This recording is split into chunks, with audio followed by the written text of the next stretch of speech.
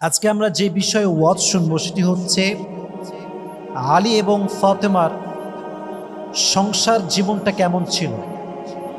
আলী রাদিয়াল্লাহু তাআলা আনহু ফাতেমা রাদিয়াল্লাহু তাআলা আনহার সাথে সংসারটা কেমন করে কাটিয়েছেন।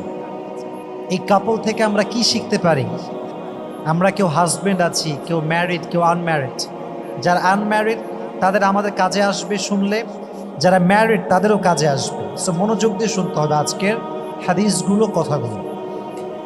আমাকে ভালো করে জবাব দিতে হবে। আলী রাদিয়াল্লাহু তাআলা আনহু এমন একজন সাহাবী ছিলেন, যেই সাহাবীর নাম শুনে নাই এমন কোনো মুসলিম কি বাংলাদেশে কেউ আছে? নাই। আবার ওমর ফারুক রাদিয়াল্লাহু তাআলা আনহু এমন কোনো মুসলিম কি বাংলাদেশে আছে যে নাম শোনে নাই? শোনে নাই এরকম কেউ নাই, সবাই শুনেছি আমরা। কিছু কিছু সাহাবীর নাম মোস্ট ফেমাস নাম, এরকম নাম আগের যুগে কারো ছিল না।